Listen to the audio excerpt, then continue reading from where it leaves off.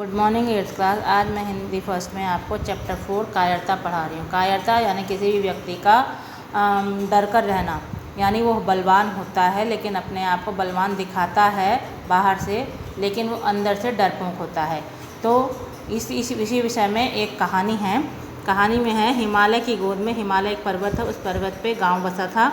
वहाँ शिकारी बहुत थे। शिकारी यानी जानवरों को मारने वाले बहुत थे, लेकिन हिम्मत वाले बस एक दो ही थे, यानी जिनके अंदर से हिम्मत थी वो एक दो ही थे। वो केवल ऊपर से शिकारी दिखते थे। एक दिन न जाने किसने चट्टान पर यानी बड़े से पत्थर पर, बड़े से पर्वत पर भेड़िए का चित्र बना दिया। थोड़ी देर बाद वहाँ कोई दूसरा आदमी आया, एक और आदमी आया। उसने उसके 5 पैर, 3 नाक और 4 कान बना दिए। तीसरा आदमी उधर से गुजरा तो उसने उसके सिर पर 2 सींग बना दिए। 3 आदमियों ने मिलकर उस भेड़िए को विचित्र भेड़िया बना दिया। कुछ महिलाएं वहां लकड़ियां बीनती हुई आई। चित्र को देखते ही डर से कांप उठी और उन्होंने गांव में लौटकर लोगों को बताया कि जंगल में एक भयानक जानवर आया। चित्र देखकर उन्होंने सोचा, उसके 5 पैर हैं, 3 आँखें हैं और 4 कान हैं। अफवाह एक गांव से दूसरे गांव और फिर सभी जगह फैल गई। लोग डर के मारे घर से बाहर ही नहीं निकलते थे। तो एक दिन एक लोमड़ी उधर से गुजरी। उसने चित्र को देखा, जो सच में कि लोमड़ी थी, उधर से गुजरी। उसने चित्र को देखा और खूब हंसी। सामने एक बूढ़ा भेड़िया था, बैठा था।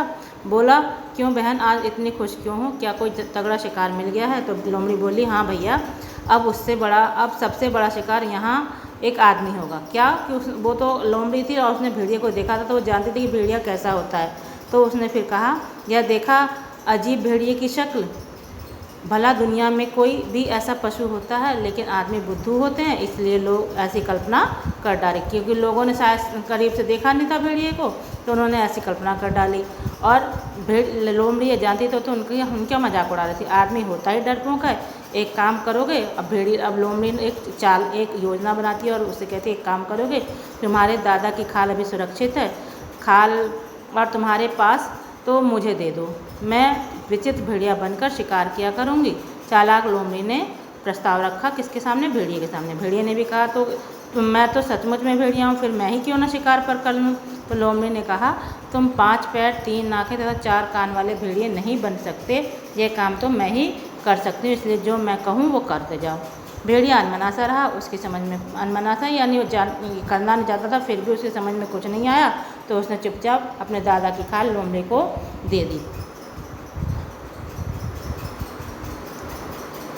और बोला, बहन, आधा हिस्सा तो मुझे दिया करोगी ना? तो हाँ, क्यों नहीं। लोमड़ी उसे तसल्ली देकर चली गई। अगले दिन लोमड़ी ने भेड़िए की मदद से खाल पहनी।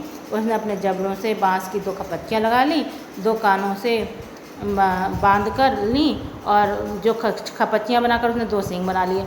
माथे के बीच में एक काला दाग बनाया ताकि उसकी तीसरी आँख दिखाई पड़े। और फिर 5वां पैर कहाँ से लाओगी बहन? भेड़िए ने कहा कि अब 5वां पैर कहाँ से लाओगी? तो उसने कहा, तुम तो बुद्धू के बुद्धू ही रहोगे, देख अभी बनाती हूँ। इतना कहकर लोमड़ी ने अपनी पूँछ खाल के अंदर से नीचे लटका दी और बोली, ये देख मेरा 5वां पैर। अब एक दिन कोई शिकारी उधर से गुजरा, जो शिकार करता था जानवरों का, उधर से गुजरा। वो एक वीर पिता का वो उसके पिता थे वीर शिकारी, लेकिन वो डरपोक था। लोगों को दिखाने के लिए बंदूक लटकाए रहता था, मतलब डरा रहता था अंदर से और बंदूक दिखाए रहता था। उसने लोमड़ी को विचित्र भेड़िए के रूप में देखा तो डर गया। बंदूक हाथ से छूट गई, पेट के बल सरकने लगा। लोमड़ी उसकी हालत देखकर हंसने लगी और शिकारी किसी तरह गिरता पड़ता अपने घर पहुंचा। बिस्तर में मुंह छिपाकर लेट गया, मतलब वो डर के मारे वहाँ से भाग गया और बंदूक भी वहीं उसकी गिर गई। लोमड़ी के हाथ बंदूक लग गई थी। अब वो उसे लेकर घूमती और जंगल के सब पशुओं पर धौंस जमाती। 3 दिन बीतते गए। लोग डर के मारे घर से बाहर कम ही निकलते थे। शिकारी तो अधमरा सा हो ही गया था। एक दिन उसने सोचा, क्यों ना पास के गांव के बूढ़े शिकारी से मदद ली जाए। मतलब एक और शिकारी बूढ़ा सा था, जो पुराना शिकारी था, उसके पास हो गया।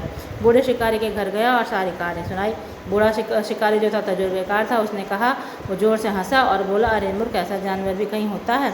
नहीं काका। तो वो डरपोक शिकारी कहता, नहीं काका, आपकी सौगंध खाकर कहता हूँ, मैंने वो जानवर अपनी आंखों से देखा, उसने मेरी बंदूक भी छीन ली है।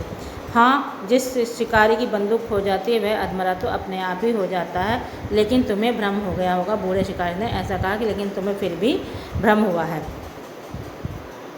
शिकारी निराश होकर अपने घर चला आया। उधर लोमड़ी के पास गोलियां ख़त्म हो गई थी, जो उसकी बंदूक ले गई थी। एक दिन वो शिकारी के पास आई और पहुंची और बोली, गोलियां दे दो, मैं तुम्हें कुछ नहीं कहूँगी, वरना शिकारी के होश उड़ गए, वह रजाई में दुबक गया।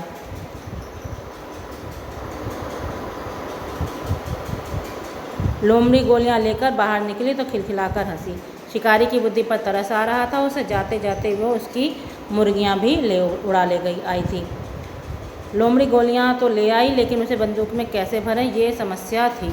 मतलब उसे भी बंदूक में गोलियां भरनी नहीं आती थी, लोमड़ी थी वो। भेड़िए ने भी कोई कोशिश की, लेकिन सफलता नहीं मिली। इस बार लोमड़ी ने बूढ़े भेड़िए को शिकारी के पास के घर भेजा।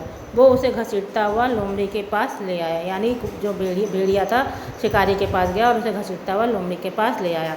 भेड़िया बोला, जंगल के राजा का हुक्म है, तुरंत बंदूक में गोलियां भरना सिखाओ, नहीं तो हम तुम्हारा शिकार करेंगे। शिकारी गिड़गिड़ाने लगा। तभी धाएँ धाएँ की आवाज़ आई। लोमड़ी और भेड़िया चित्त हो गए, यानी 2 गोलियां चली और लोमड़ी और भेड़िया मर गए।